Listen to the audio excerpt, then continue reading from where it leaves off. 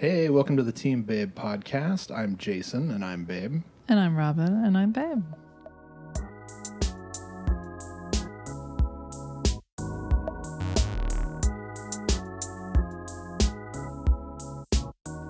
Hello, my 5-year friend. Yeah. I mean, it's really, truly 5 years of this podcast. Yeah, we did it fast and furious for the first year. Then we kind of started getting a little flaked out, man. Yeah, that's what happens, though. I'd say, yeah, we've been on a flaked out trajectory. A little bit, yeah. But you know what else we threw into the mix today? What? Well, you know, the other day I was just like thinking, hey, man, what if we made it like look way better On the set? on set, you know, and we made it so that every time we tried to set up to do the podcast, like I didn't want to kill several beings. Including me. Because you wanted to kill me last time. I still get a little aggro when it comes to, you know, setting things up. Let's just put it this way. I'm just glad that I'm not your cinematographer, okay, on set. Wow. Director of photography. No, thank you. She quit. Yeah. Yeah, so anyway, we were like, you know, setting this thing up. Last time we did it. Yeah. Right? Because we wouldn't just set it up for fun. Because it's so not fun. But, you know, like, we just were like, well, we got to fix this thing. And so, anyway, we're working on that little change of locations. We figured we'd bring you all the fireside chat version Why not? of Team Babe. Yeah. I wish we had a roaring, crackling fire going in the background. You do, but you'd be dripping. Maybe we could like... Dripping in sweat. Oh, yeah. Even better application of like, you know, some effects or whatever. Oh. Maybe we can animate some fire behind us or there something. You go. I'm going to leave that to you. Okay. I'll get our Hungarian editor. Is that Charlie? Just kidding. What's the Hungarian version of Charlie? I have no idea. Yeah, Klaus or something like that. Probably. I don't know. I don't know either. Yeah. So anyway. But yeah, we've been doing. You just sprung on me. You know, moments before the record here in the studio, the ultra professional studio that we run. You sprung on me that it's been 5 years since we started this bad boy. Yeah. Kick-started it, man. We put the choke on. It was cold in the morning. Got up there, gave it a couple kicks. Bam! It sprung to life. The next year of our lives, roller coaster, man. Just hanging on by our hanging on by a thread there. By our fingers, by our teeth, just clawing, you know, at this bullet train called Team Babe as we just spat out episode after episode. Really, week after week. You know, never missing. The views just went viral, by the way. Yeah, I know. So this is our 5-year retrospective. So like the first third of the 3-part documentary series that we're starting on it tonight is going to be like, you know, 4 hours long.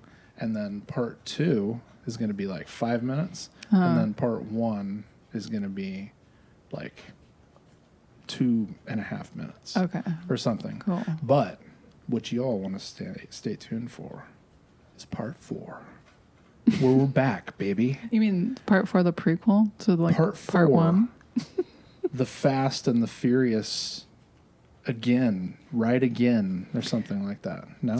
We actually have you know what? We're going to throw it to a room. We have enough footage where we actually could make a documentary about this podcast.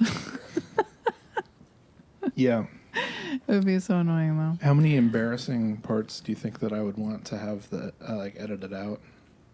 Probably hundreds. You think? Leading up to it? The B-roll? The bloopers? Oh, leading up to to show number 1?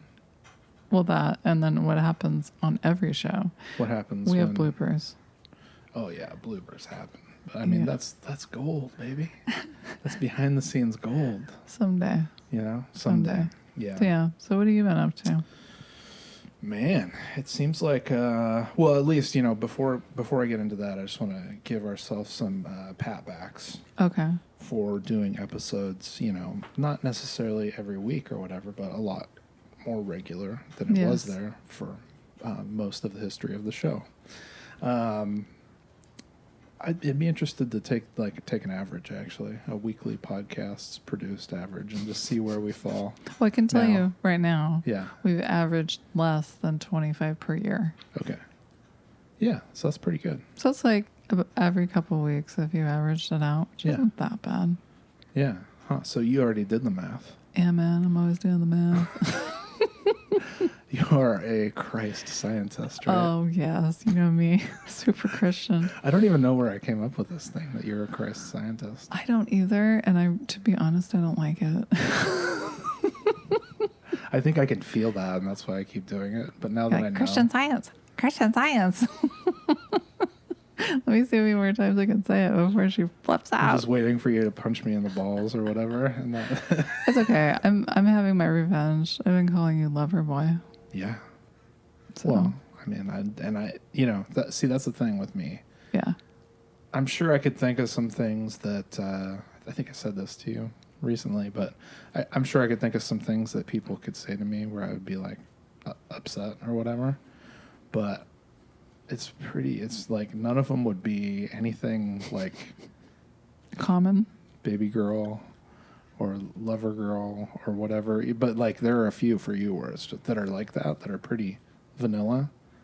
But like where you're just like instant, I can see this instant flash of rage. And like if you were, a little less civilized than you've become over the years since you stepped back from your barbarian ways. Yeah. In the wastes, mm-hmm. the wastelands. Mm-hmm. See, we didn't get into that in the history. That's true. But that was another lifetime ago. That's true. At least that's what it feels like. But anyway, like, yeah, you, where was I going with that? A good question. I'm not sure. Do you want to change gears? Yeah, let's change them. Okay. We do have some news though. We went surfing. Oh yeah, we've been going surfing. Yeah, but we had a surf lesson.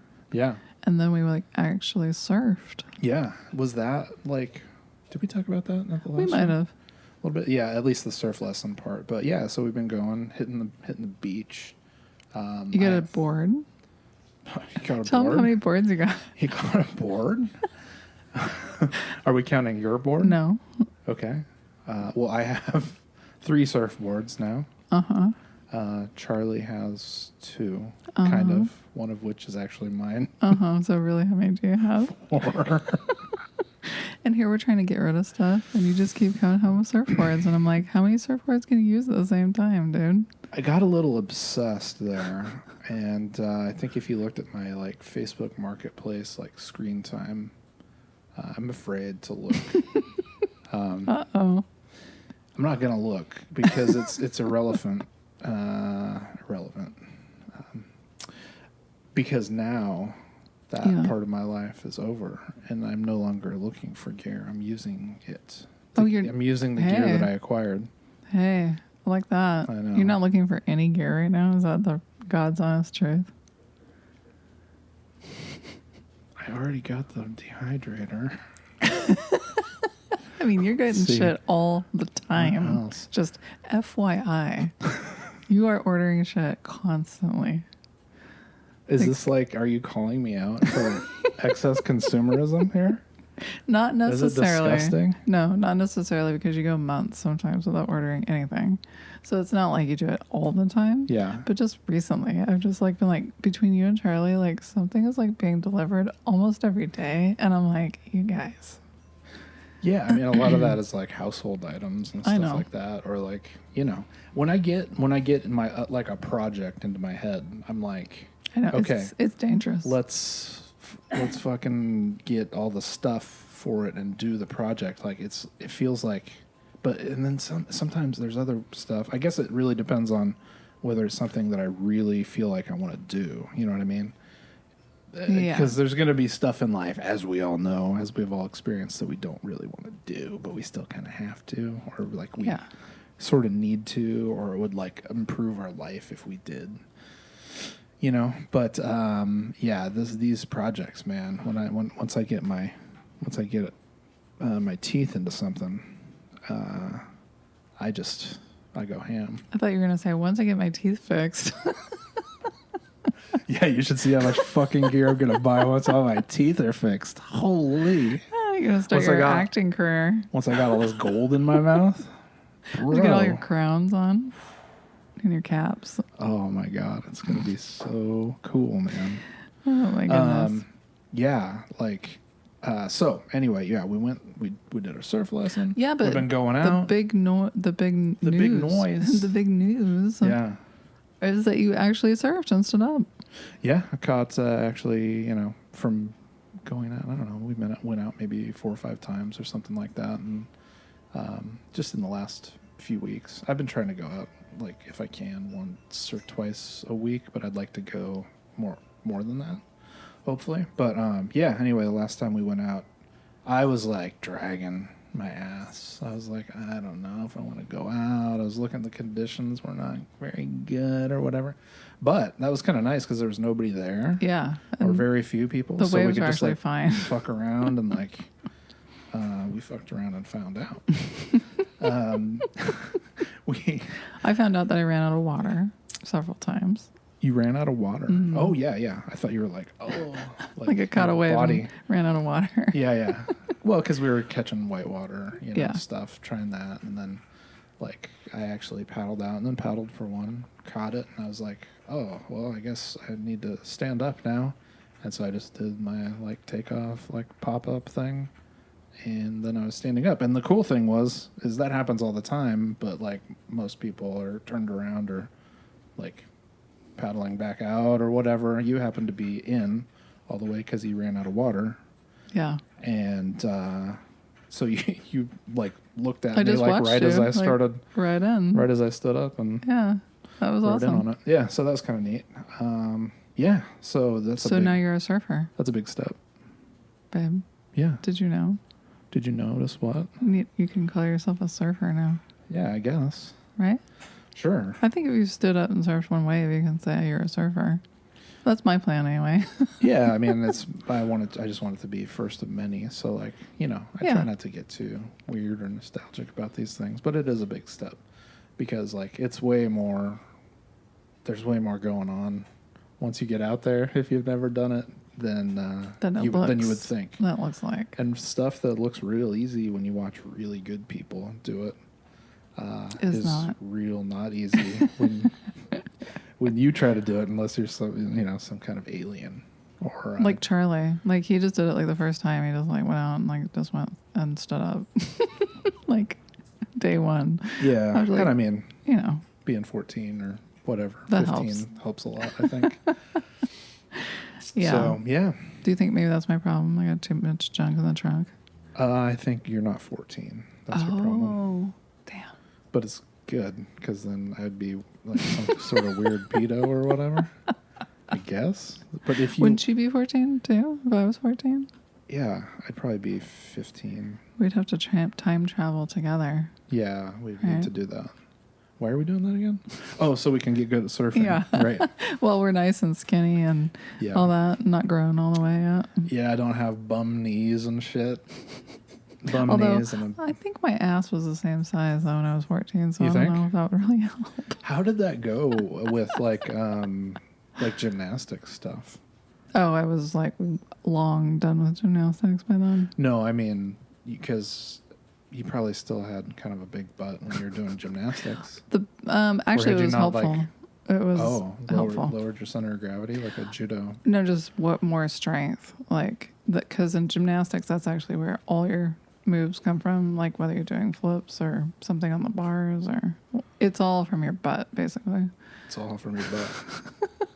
So you heard it here first, folks. So it's all from your butt. That's why it was really sad to me that I couldn't keep doing gymnastics because I had the advantage of having more power because I was tall and because I had a big butt, but also because but the downside of that was too tall. So what kind of event would that set you up for in the like gymnastics world? Like what would be a good thing? Like bars? Floor. Oh, floor. Mm-hmm. Is that like all the flippy shit? Mm-hmm. Okay. Because you can get way more speed and inertia before you actually flip. Oh, like when you like tuck in and then you Yeah. splay out Yeah. or whatever, your starfish body. What's your like power? Like you're like pushing off the floor. Yeah. You know, that's really what gives you, you're like jumping. So that's what gives you all the momentum. Yeah. Yeah. But you know, I mean, I could very much say that my butt when I was like 7 was quite a bit smaller than when I was 14.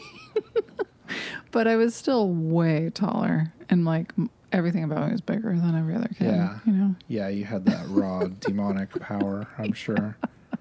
Still Yeah. from like, you know, trying to keep your dad from like murdering you with his bare hands or something. You mean that game we used to play? Yeah. Oh yeah. Yeah, when you'd wrestle and like he would like try to make you strong so that nobody could Yeah. get you. Yeah. He would pin me down and then be like, what okay, get sort of- away. What sort of weird fucking, you know, like hitman serial killer training shit is this? Mm-hmm. I mean, it's not that bad, but it's I mean, in like the grand scheme of things, pretty- I guess it was okay. Like, all it did was just make me strong. Yeah. But that wasn't, I mean, the bad part was nobody ever said, hey, but don't use this on a kid your own age. Oh, so you're constantly just like killing people. I was constantly way overdoing it on Oh, fighting, yeah. you know? Yeah. And forgetting, I outweigh you, I'm stronger than you, and I've been fighting with a grown man, so now you just seem like a little toothpick. Yeah. So, I had bullies, but not, they didn't get very close. Let's just say that. Yeah. It's really too bad you weren't into like, you know, sports that you could get like paid for and stuff. I know. It seems like you'd have been good at a few like combat sports, like, you know. You've said this before, and like so many other people have said the exact same thing, and I'm just like, I don't think anybody understands like what would have happened if I'd done that. Like you could be in the UFC. Yeah, I don't want that though. That would be like the last straw. That would be like, I tried everything else and I had to resort to being a wrestler. It's like resorting to be a stripper or something. It's like, yeah, you can do it like if you have to because you got a body. That was my next question. What's like lower, like for you? Oh, for me? What, like as far as what you would personally consider, if you needed it, would you be like, is the bottom like sex work? I mean, or UFC. Well, if I'm answering honestly, it would be sex work because I just like hate like 95% of people in the world. You don't want them seeing all the cash and prizes. I don't want to touch them. It would be torture. Well, no, not to necessarily touch, but like, I mean, like light sex work, like stripping or whatever. Oh, I think that Visual. still might be below wrestling for me, only because I really hate performing for people who are assholes. Interesting. What about if it was like mud wrestling though? Oh, okay. In bikinis? Joking. Yeah, man. What about you? Would you rather wrestle or strip? Probably wrestle. Right. I like wrestling. Wrestling's good, man. Yeah, man. Like, you know, like the cats wrestle. That's how they get their exercise. Mm-hmm. Those fuckers, they're jumping up on the wall and stuff like that. But it's like, I feel like that's really where they get their cardio. Oh, yeah. That's why we have 2 of them. Because, you Yeah. know, if we had one of them, then they would be doing that to us. Yeah. We might even be more annoyed with them than we are right now. I think too. so. Just for different reasons, I guess. Yeah, exactly. So, babe, have you ever thought about our like recording of this podcast? Like what it sounds like? Have I thought about it? Yeah. Have you thought about how much better it is than most podcasts? I guess I've thought about, I don't know if I've thought about it in that exact way. Like, Yeah. this is better or whatever. But it is. Like so many podcasts that we like listen to regularly. Like I almost feel like even Mark doesn't quite have it. Oh, really? You think? Sometimes. Yeah. Yeah. I don't know. There's some like on the road stuff where the audio on is the not road. as good. But I don't know. I feel like we're all right. But yeah, I guess compared with some of them, I have heard some where the audio was particularly rough, man. Yeah. And so, yeah, I mean, like, I think, like, we both have kind of experience with, like, music stuff and True. dialing things in and, like, paying attention to how things sound and stuff. So, Yeah, true. But I don't know. We should really ask the audience, like, how is it sounding to you, you know? Well, part of the reason I asked was because, you know, when you think about vocal work, like, you know, the great vocal people, like you remember. Oh, yes. You know? You do, yeah. Like the announcer of WWF. Oh, yeah. Right? Yep. Totally know that voice. Yeah. Or like, how about the football guy? Monday Night Football. The football announcing, yeah, has a very distinctive flavor, right? Yeah. Yeah. Yeah, there's definitely something to that. There's what are some other like archetypes like for voice work type stuff, like the well, there's like the college professor or something like that. Yeah, Or so a psychiatrist. That's like what I think of when I hear the NFL, the classic NFL, but somehow Liev Schreiber has been able to redo it. Yeah. Somehow, I don't quite understand that, but he like totally hits it right on the head. But it's just like very like, I don't even know, is it Marlboro Man? Is it like, it's just like this classic sort of rugged, very American sounding voice of like a guy who's like middle-aged-ish, you know? That is just like makes you think that anything that they say is the truth. Like they are speaking the truth to you, and it's really about the way, I don't know, the tone or like the intonation of the speaker. And that's really like weird to me. Yeah. Because it's like a genre too. Like as you said, like I don't know who the I'm sure there's like a bunch of football announcers who are like very memorable in this respect, but I don't know if I'm thinking of like Al Michaels or something like that, but there's this like quality of voice that's like really deep. Yeah. It has this depth to it, and it doesn't have to be like completely smooth. Like it can have some gravel to it. Yeah. And that like adds to the character.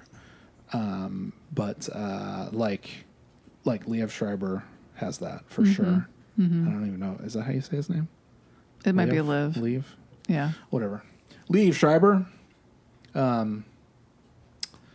But yeah, so he has some like kind of like grit to it a little bit. Maybe a little bit more than the football guy, but the I don't even know who it is who I'm thinking of, but it's like, yeah, it's a very unique thing. Like if you heard somebody talking like that, like if those guys talk like that when they're at the grocery store or something like that, it would really stand out. It would. So it's like there is sort of this put on. A little, yeah. It's definitely a character. Yeah. Well, I probably have like a podcast voice that's different from my just regular talking voice. Like, hey, what's up? Well, we both do, because if I don't think about it, then no one would be able to understand me. Ah. Yeah, so it's like purposefully sort of slowing it down and speaking through each word. Yeah, but the football one is very like very odd. It's like really like precisely pronounced, like. You know, but doesn't it make you feel like a professor or someone who's really like a Pulitzer Prize winner or something is speaking to you about an important topic, but they're just talking about football. It does, but it doesn't give me that reaction that I would kind of expect, which is like I'm kind of like annoyed. No, it's not annoying. You're like excited. It's pleasant. Yeah, you're like excited. You're like, oh my gosh. Yeah, I want to hear this person speak. This thing. Whereas there's other pretty distinctive like types of voice, like if it's like an particularly annoying British accent or something like that, where it's just like, or their voice is like way more high pitched than seems natural, or something just like weird stuff like that can grate on you so hard. Yeah. You know who else has this voice? The football voice? It's Harrison Ford. Oh yeah. Right? Yeah, he would be great. He'd be perfect on that. And I think it's pretty natural for him. Totally. But like it seems like he's done some voiceover work for like cars and stuff, right? For cartoons. Maybe. Well, I mean like for commercials. Maybe. I don't know. Or whatever. Maybe. Yeah, I don't know. Another one is John Larroquette. He does a lot of like voiceover for like commercials and stuff. Yeah. I think. I'll tell you, those carpet commercials from that Take Your Shoes Off podcast. Yeah. Yeah. Oh my gosh, that was so funny. Like that, like I wish everybody could have a relationship like that with their dad. Oh my God. Wow. Seriously. Like it would be a different world. Yeah, I almost wish that I could just make that. Like I could, if I could wave a magic wand and make that happen to where it's like, it's just like, it's very it seems natural. so natural and not put on at all. But it's like they genuinely like want to talk to each other like multiple times per week, like every day or whatever. Like he's on the phone with his mom and stuff. This is the Take Your Shoes Off podcast. The Rick, host. Rick Glassman is the host of that, and it's something that I think I found a long time ago. And like watched an episode of and was like, oh, that was funny. And just forgot. Kind of forgot about it. Yeah. And then I don't remember what came up. Maybe it was he had an episode not too long ago with Rainn Wilson. Right. And then he did an episode on Rain's podcast that he started or whatever, too. So they did like, the kind of reciprocal trade-off podcast thing. But some of those episodes are just really fucking funny. The ones with his dad and his friend are really funny. Yeah, that one. Maybe more funny than the celebrities, at least of what I've seen. Yeah. But anyway, he does these commercials for his father. His father's like carpet warehouse place, which is in like Ohio, like Columbus, Ohio or whatever. So it's not any sort of local thing for the podcast that he's doing. So interspersed through the podcast, like that'll be one of the ads that rolls. It's really funny. It's awesome. Like that they're just so on the same page about it too. Yeah, it's just like no question. Of course, I'm going to do the voiceover for my. I mean, maybe he's been doing that since he was a kid. Who knows? His dad's like, yeah, go ahead and make it into a joke while you're at it. So anyway, they're just like a couple of stoners. Mm-hmm. So it all works out. Mm-hmm. Yeah. So you've been watching any good shows lately? Oh boy, yeah. What have you been watching? Well, we go in and out of as you do of finding good stuff, and then like kind of consuming it all. Like we try not to do the full binge thing where we're watching multiple episodes of, the same show like that's rare, like in a row or whatever like that. I don't know, to me that feels, I don't know why, but it feels a little too indulgent because I'm like, we're of the generation where we had to wait a week in between each episode, so even waiting one day seems a little luxurious now. It does, right? It does. I mean, still some of these shows go pretty fast when you're watching one a day. Right. It's like that's a week. When they've got, that's it. Oh yeah, we did 10 episodes. It's like, cool, I found this awesome show I love. All right, I get to watch it for the whole fall season. Another week and a half. Sweet. And then I'm done. But that's sad because it's like we could make it last for an entire season of the year. Yeah. But we're just like, no. Every day is fine. Yeah, we could purposefully wait a week in between, but it just seems like then we'd be really fucked on content. Like, well, maybe we just read more. Oh my God, reading. Or like play guitar. There's so many books that you could picture the pictures. I know, right? And the words in. So that's an option. Maybe we'll like switch it up and do that. But there's been some good ones lately. We rewatched. I think you might have missed out on the earlier parts of the rewatch, but I don't know how much we could. I mean, I'm almost game to watch this show again at any time. I have to kind of hold back. Is it John from Cincinnati? I'm talking about John from Cincinnati, and I mean, who isn't, right? It's like the show nobody's ever heard of. It's a David Milch show from like, I don't know, like the late aughts. Yeah, like 2008 mid to or late something. aughts. I think like 2006 or 2007 is when it was produced or whatever. David Milch. So it was like after or right as Deadwood ended or something. And like, so the first episode happened. It was the thing directly after the final episode of the Supperons. Right. The Sopranos. But we never watched it in real time, so like I never never knew that until recently. I didn't start watching it till the whole thing had like aired, gone through. It's like every week playing or whatever. But such a bizarre show. It has a surfing theme to it, which is nice. Well, it's kind of funny. It's set in Imperial Beach. Yeah, so it's set like within 40 or whatever miles of us here in San Diego. Unfortunately, with the way that the Tijuana River runoff situation is fucked beyond all recognition down here. Like, I don't even know if I want to go to Imperial Beach to look at it. The beaches are like, I mean, you could look at it, but the beaches are I'm talking about closed. The town or whatever. Yeah.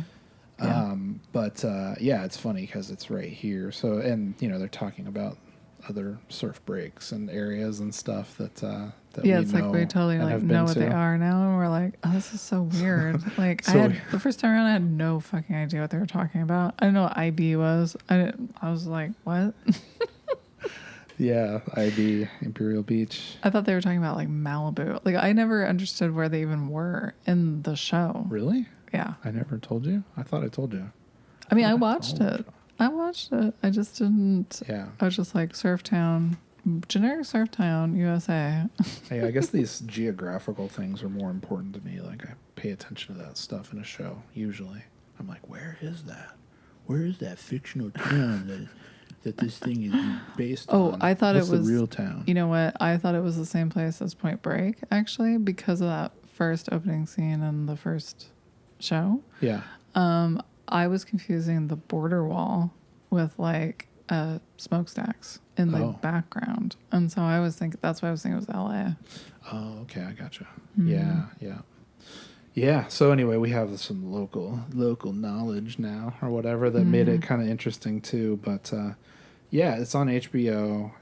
You're gonna be. How did you feel about watching it again? I don't even know if we should like recommend that people watch it because it's so bizarre. Yeah, it's really strange. You might hate it. I like it.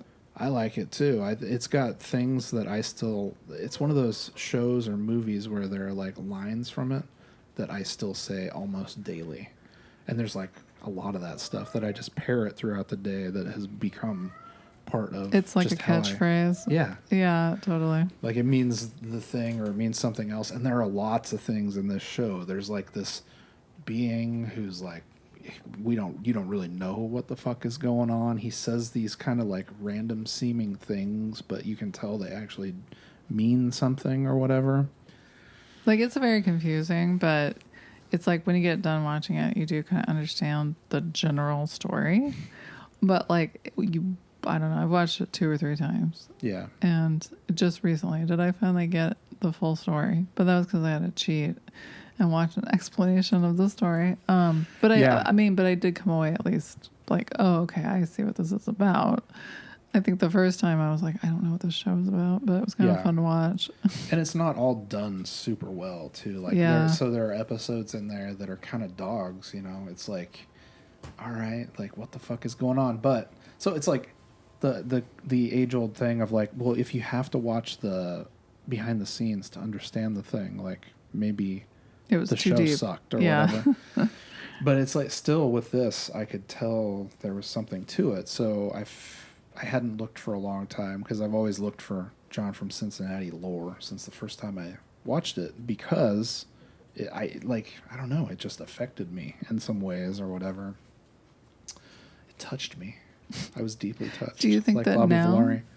Do you think that now because you've surfed, like, is there more to it? Maybe a little bit. I don't know. That's I don't know. I think I got more out of it. There's good surfing in it. Yeah, it's not so foreign, just the idea of people being in the water, like, and needing to do that or whatever. Yeah. And it wasn't, like, particularly hokey how they did it. Like, they got, like, real surfers. They got Brad Gerlach. They got, like, John Florence when he was a kid to, like, do the surfing scenes that were supposed to be the kid or whatever. Right. Who could also surf but just wasn't as good, Yeah. The stunt guys.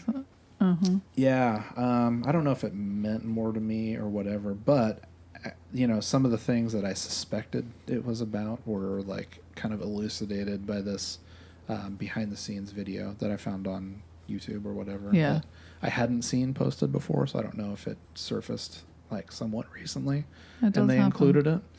But it was David Chase. Wait, not David Chase. That's a different guy. That's the Soperans in another show that we watched that we might talk about on this one or later. But where what's his name, Milch, was talking about talking through and explaining what this dream sequence meant in like the 6th episode of the show. That's really cool and has this like super interesting like theatric setup to it, and does weird like effects and stuff like that. Symbolism and art history and all this stuff. Multiple representations of people, people like healing through playing music together. Like really interesting. Like, there's no way to describe this show without sounding like you're fucking crazy. That's true. Because it just doesn't make sense. And it's a kick in the nuts, too, because once you get done, it's like, okay, well, there's no more of it. So they kind of had to do a few ham-fisted things to try to wrap it up in some way, I think.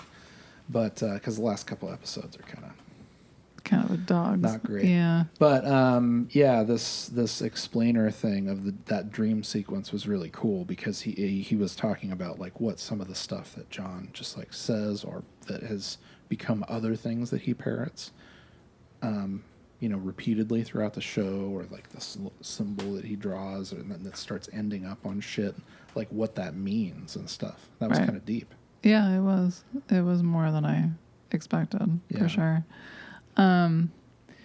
So other firsts that happened since this last episode for you, I mean, you've been busy, was that you did like a Toastmasters class.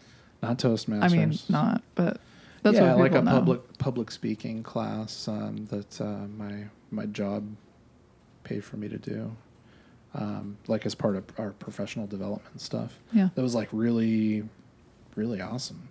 I kind of hesitate to even say it because I think people will expect me to be speaking so much better and, staying on track and not using filler words like my uhs and ums and likes and likes.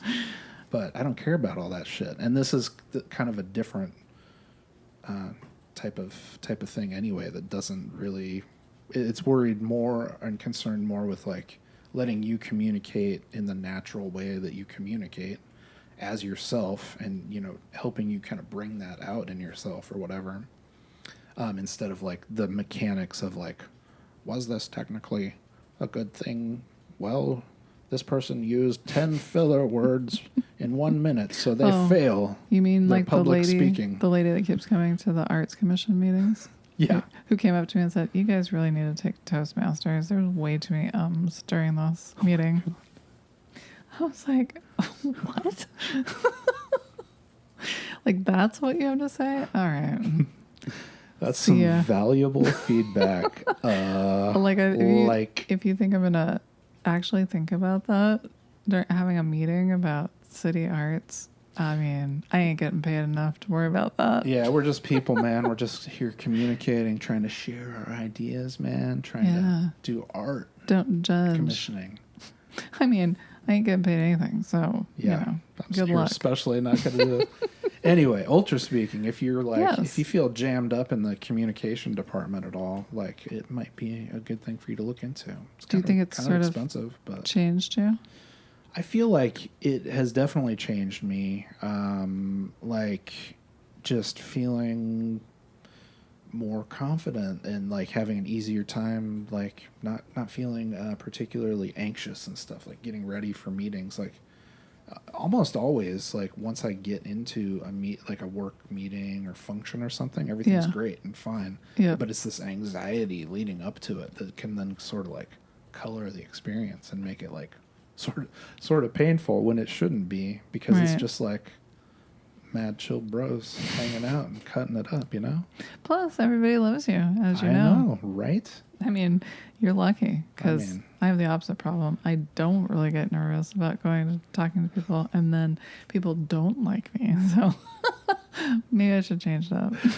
I think that's just because I'm too agreeable or something. But if I was like, you know, really like, I don't know. yo, man, I don't think we should do this with art and that with art or whatever. You're like, you. I'm just joking. I know. Like, no, we should just give the person the thing and do the thing. I'm not going to get into any specifics here. You can't. I can't. It's against the law. Oh, my God. Really? I know. Yep. Yeah, so I don't know anything about that. But what I do know about is ... Weezin the juice? Weezin the juice, baby. Let's get to the topic at hand, shall we? Yeah, get to the topic at hand, man. Yeah, What so should we explain to people at home what Weezin the juice is? Well, I think maybe like kind of a good way of teaching, I think, is like instead of just like presenting your concepts, is like asking questions, you know? Oh, okay. Well, what questions would you ask? Because it's really through dialogue and discourse, you know, where people actually learn things or whatever. Have you been listening in on my classes? If we want to teach them, you know, maybe the most effective way would be to get us and all of our zillions, it's probably impractical, but our zillions of daily like listeners and downloaders of this show into a room together. And we can find out what happens when people stop being polite and start getting real. So let me ask you this then. I mean, you know, professor. Yeah. What does Weezin the juice mean to you? Oh my God. Weezin the juice. Well, yeah, can you break that down for me? I was only a lad back in the mid-90s, right? I was a teenager Yeah. of sorts. Yes, I definitely was. Do you remember what year this came out? There was a movie. This episode? Yeah, travel to the future and tell me when this came I'm pretty out. sure and it came out in 2024. Pop on back. While you're at it, pop in a new long. I want to say that Encino Man came out in like 1992 or 3. Yeah, that sounds about right. Okay.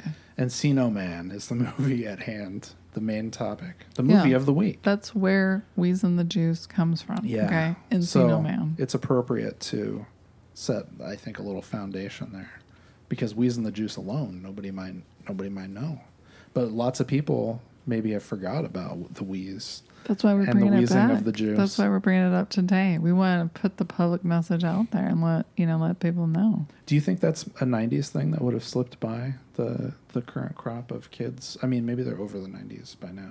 Oh, they're not. They're not over the 90s. They're so deep But in it. are we still doing like Nirvana t-shirts Oh, and yeah. such? Oh, yeah. This, that, It's just a mostly? mishmash of that and like Y2K Paris Hilton. I think you got to go deep into a movie that is pretty poor overall, I would say. The movie of the week is pretty poor this week. Yeah, it's not like I mean, to it's get not to like the a wheeze, great. the wheezing of the juice. Oh, it's not like a great movie. However, it is sort of a cute movie. I love it.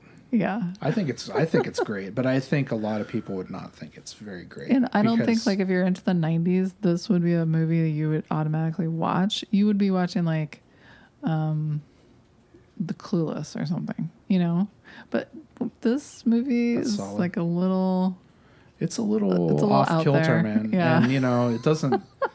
It's it's not a great film, but it did do a couple of very interesting things. It introduced us to Wheezing the Juice, and I think it popularized Pauly Shore, totally. the Weezer of the Juice. Totally. Loved Pauly Shore after I saw that. His, Weasel character, Yeah. and it probably was coincided with great. a bunch of MTV shit. But It did. I would say the most important thing is introducing us to the talent that is Brendan Fraser, Yeah. who is Yeah. a fucking fantastic actor and manages to show it in this dog shit teen comedy from the mid 90s. It's cheesy like teen bop comedy. Yep. Yeah, it's pretty astounding, I think. Like, the guy can act his dick off, Yeah. man. And we know that now, but Well, even then... remember how you had to watch With Honors? I mean, did Yeah. you see his chops? Oh, I saw his chops. But I think I've become, more attuned to fine acting. Is that right? As my palate has developed, I've become do tell. far more attuned to fine acting. How did that come together for you? Can you explain your journey? Yeah, let me just explain my journey into learning. No, I don't know.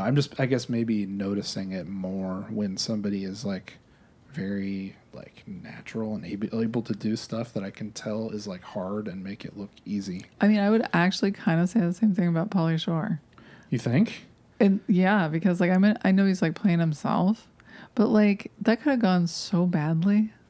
And it's funny and cute. It's not bad like in this movie. You know what I mean? Like it's not easy to be like throwing all this weird ass dialogue into every line. Like he wrote that, and it's just like I'm sure he just improv that shit. Right, exactly. But that's not easy. Yeah, like how could you even write that? Yeah, that's true. But I think that's like that was an established character, so it's a little bit different. And he didn't like then reach out and show a bunch of range and lots of other roles. No, he's not the same kind of actor. I'm just saying, like, yeah, it's still not like I couldn't do that. It's real on the nose. Like anybody could just sit down and do that. Like that's hard. Yeah. Oh yeah, he's very talented. It's almost like being a rapper or something, like a freestyle rapper. Like you're just gonna like sit down and like just rattle off some, but it manages to be funny. Like that's hard. Yeah, and he's like the whole time, he's so I didn't get it at the time, but he's like dressed up sort of like a hippie, which now looks so fucking weird. It looks so silly because he looks like your hippie grandma from like 1973 or something in a way, but then it's also like the film. Or whatever, yeah, like the film stock is all bright and like sort of 90s and like really neon, highly produced and stuff too. So there's all these weird colors going on. It's super psychedelic. Like I don't even know where they came up with that character. It had to be just like this is a Pauly Shore vehicle. It must have been. And like the funny thing to me is like I always thought that character was a stoner. Yeah. He literally not once does any drugs. I think they probably had to like cut out like drug stuff for ratings reasons or something because I don't know why. Because he's just this kind of like happy-go-lucky, like, kind of like cool dude. Yeah. Like, but he never does any drugs. Yeah. Which is just like so funny to me because I watched the movie at the time and I was like, oh, that guy's a total stoner. Well, because like I didn't catch it at the time because I didn't know what nugs meant or whatever. But like at one point, Sean asked them, they're like we're having an argument and stuff. Like we don't like each other anymore. They're like best friends. Sean Astin, right? Yeah. That's the kid. Yeah. Frodo's boyfriend. Yeah. And man, it's so weird that that's the same guy. And then also weird that those things are only like 7 or 8 years apart, but they feel like so much farther apart. That is real. It's best not to think about that. Best, yeah. Let's keep that one locked in the vault. We might even edit this section out. I mean, how about the Matrix to 2009? Oh yeah. Don't even go there. But yeah. So anyway, what I was getting at was that at one point he says like, all you care about is Stoney, which is Pauly Shore's name. It's like his name is Stoney, is nugs and being chill and Weezin the Juice or whatever, right? But that's not the first time Weezin the Juice comes up. So, babe, please define for us what is Weezin the Juice, okay? I don't think until I watched this movie again recently, which is the second time I've seen it, because I literally never watched it again after I saw it in the theater. I watched it in the theater. I went to Waterworks Park. And I did a Stoney impression in line, and every once in a while I would talk about my pancreas or whatever.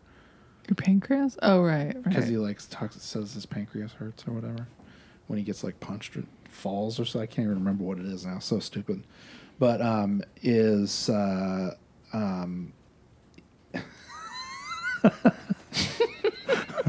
Okay. Wait, what am I supposed to do? Oh yeah, Weezin the Juice. So right. I don't even remember what actually Weezin the Juice is. But do you know what Weezin the Juice is? Did you remember from the first time of watching the movie? Okay. So what I didn't understand then that I understand now is that Weezin the Juice means you stick your face, you go into the Quickie Mart or whatever. 7-Eleven. The 7-Eleven, and you stick your mouth under the slushy machine thing and you turn it on. That's Weezin the Juice. The juice is the slushy. Yeah, and you're the wheezing weasel. it. You're the weasel. So you're wheezing the juice. You're not paying for the juice. And like, this sounds so stupid, but it's actually pretty funny. And the guy, the guys who own the 7-Eleven are like, no chill bros, no chill bros. Like, and probably what could be perceived as a fairly derogatory. I mean, for the early 90s, they did a pretty good job of not being racist, but probably the actors were not actually Indian or Pakistani or whatever. They were probably like, Hispanic or something. I mean, I think I recognized both of them, and they might have been, but I don't know. Anyway, like, and they had like name, like, Stoney knew these guys or whatever. Because obviously he goes into 7-Eleven and wheezes the juice or whatever. Yeah. Like when he doesn't have money to buy a Slurpee or something. No chill bros means like slackers that don't have any money hit the bricks. Yeah, because he's like, chill bros, chill bros, chill bros. Like, while he's wheezing the juice and like fucking microwaving a burrito and then like giving it to Link and it's still like frozen or whatever. So Link is Brendan Fraser, who's a caveman who like, oh my God, like even explaining the plot is so stupid. But I have to explain the plot. So, right? So, babe, but I don't think you need to actually. I want you to tell me like how you're gonna incorporate Weezin the juice into your own life. How am I gonna incorporate it? I think. Yeah. I mean, my plan, my 100-day plan for once I get into office, is I'm going to wheeze the juice every day, but the juice is the juice that I purchased and that I purchased for every American. So that every American could freely wheeze juice without the need to actually wheeze and commit crimes. Okay, it's crime-free. Crime-free juice wheezing. Okay, got it. I like this. I like this campaign. Yeah. Yeah. So yeah, in the extras, I'll put a thing where I explain every plot point of this. So we can map it on the story circle and tell you like when the refusal of the call is and all that Dan Harmon bullshit or whatever. Nobody wants to hear that. Nobody has time for that, from what I understand. Yeah, nobody. So moving right along. Yeah, move on to the song of the week. Moving on to the song of the week. It's kind of country. Darling. I'm gonna have to like maybe come up with a few different jingles for this segment. So so what is the song of the week? I feel like I've been talking a lot and I haven't let you get a word in. Well, I'm just learning. I'm listening, I'm learning, loving, living, laughing. In Los Angeles? No, in the Los Angeles that Los Angelians dream of having. This is the better Los Angeles, you guys. I hate to tell you. No, it's like some weird band called Bronco. Yeah. But it's like Broncho. Yeah, all uppercase BRONCHO. So Get in My Car, this song seemed like very appropriate to sum up the vibes from Weezin the Juice. So like to me, because I have had a love affair with Slurpees. Okay. We've broken up like in recent years because of diabetes and whatnot. Oh, yeah. Yeah. But in my old self, in my past life, I was a big time Slurpee addict. So I was definitely wheezing the juice, even though I wasn't calling it that. But I'd go in there and I'd like fill up the cup halfway and like drink it and then fill it back up again, and that kind of stuff. Yeah, that's right? like right on the edge of juice wheezing, right? Pretty much, pretty much. So juice thievery. I mean, it's just ice, but But anyway, I have several very vivid memories of like going to 7-Eleven by my high school and getting a Slurpee, and then like getting in my car or somebody's car or whatever, right? Yeah. And then it was like, dude, school's out. I got a Slurpee and I'm like getting the fuck out of this place, even if I was just going home to like do nothing. Right. It was like my life. I'm like winning. My life is like could not get any better. Okay, in this moment, like, dude, I have like done it. That's awesome to feel that satisfaction, Yes. And to me, that's what this song feels like a little bit. It feels like satisfaction. Yeah, it feels like you did it right, and you're just like, yeah, man, like. Yeah, and it's just really, it's sort of chill but not chill. It's sort of poppy. It's kind of rocking. Yeah. It's kind of rolling. Yeah. It's doing it, Yeah. Grooving. Yeah, it's like very it's very Pauly Shore in my opinion. Oh, you think? Yeah, because I could like if I made a movie where Pauly Shore, I mean not Pauly Shore now, okay, but like Pauly Shore from the 90s was like, standing outside a 7-Eleven with like, some Slurpee. And then like a hot girl pulls up in a, cabriolet convertible. She'd be playing the song. Yeah, I could see that. I could hear it. Yeah. I could picture this whole sequence that you're putting together. Uh-huh. Nice. I agree. Check out the song, man. It's a goodie. Get in my car, right? Yeah, get in my car. And we'll link it. But yeah, our movie of the week, I guess it's got to be Encino Man, right? Yeah, that's right. We wheezed the juice, and I think the juice, so much juice was wheezed that it became this movie of the week. So we have a song of the week and a movie of the week. I know, it's like a double. It's a 2-for-1, you guys. It's what they call a twofer in the biz. It's a twofer. Yeah. Certified twofer. How about that? Not topher. No. Twofer. Okay, now before we sign off, I have one funny story. Ooh. Would you like to hear it? No. Of course I want to hear it. You're like my favorite person. Oh, babe. That's so sweet. Such a lover boy. Yeah, so like the other day, Charlie was talking about some like, shrimp that had been in the freezer for too long, right? And it hadn't been in there that long, and I was like, it's probably fine. You could probably like thaw it out and use it for what was he making? Oh, fresh rolls. Right. I was like, it's probably okay. So then he like takes it out and defrosts it, like made all the fresh rolls except for like the shrimp. And then he's like, this shrimp is bad. It tastes like mealworms. And I was like, how do you know what mealworms taste like? Like, yeah. What? And then he was like, yeah, the edges of these, they're all crimped up. Like the edges are all crimped up and they're white. Oh my God. A shrimp that's white and has crimped up edges? Can you imagine? So we go through all this, right? He's like really laying it on, like how terrible these shrimp are and stuff. And, it was like a third of a bag of shrimp. So I was like, just throw it out. It's cool. Yeah. You don't have to eat it. He's like, do you want to taste it? Because it tastes just like a mealworm. I'm like, no. But you could throw it away and then just like have vegetarian spring rolls or whatever. So then I thought that was the end of it. Then he like comes back around the corner of the kitchen and then like launched into the crimped corners again. Dude, I lost it so hard. I like could not stop laughing. I was so baffled. Like, what? Like, why are you still telling us this story? Like, it's fine if you think it's fun to tell this story, but it kind of seems like he's mad about the shrimp being bad. But the shrimp aren't even bad. But see, like, then I said, Charlie, just throw it away. Like, I thought he was trying to convince me still that, like, it was okay to, like, throw it away. And I was like, just throw it away. Like, I was trying to get mad. Yeah. And he was like, I am going to throw it away. I just want to tell you about it. See, babe, what you don't understand is it tastes like mealworms. Right. How do I know? Don't fucking ask. He did work at a zoo. Good to know. That's a good note. It's crimped on the edges. Crimped. Yeah, crimped. You know how meat and shrimp and stuff gets crimped on the edges? All right. It's white. That's the worst part. Oh, if that shrimp's white, God. You better not eat it. Like, what the fuck is a cooked shrimp supposed to be? What color is it supposed to be?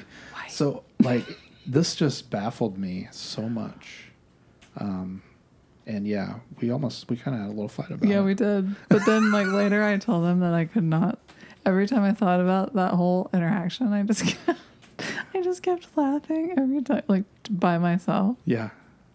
So then once I told him that, then he was like, okay, I'm not mad about it anymore. But he still was for a while. He was. Okay.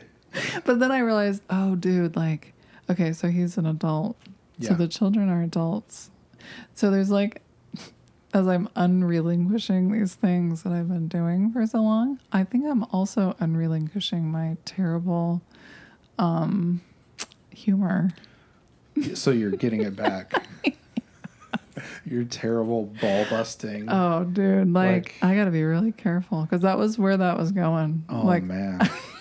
Just don't end up like Sissy in no, John from Cincinnati. I could never. I don't think I was ever that mean. No, I no, hope you not. aren't. No, no. At least not to my friends. She's beyond. She's beyond. She's just so damaged. I mean, if I ever do that, please slap me around. Don't worry about it. Long before it gets to that point, things will have changed. Okay. To rust. Okay. I do. I trust that you would nip that in the bud. Because when you get irritated with something, you don't fuck around. You're just like, what? Yeah, and I mean, I would count on you to do the same for me, which you've done. Yeah. Plenty of times. I do. So, anyway. I mean, not all the time, because you don't want to destroy my feelings. Yeah, try not to destroy your feelings. I mean, I don't want to have to sing that "Got Hurt Feelings" song from Flight of the Conchords, you know. Yeah, I'm not a big fan of that. You don't like that one? Mm-mm. Okay. I won't sing it then. Okay, thanks. But you know what I will say, babe? What's up? I love you. I love you too.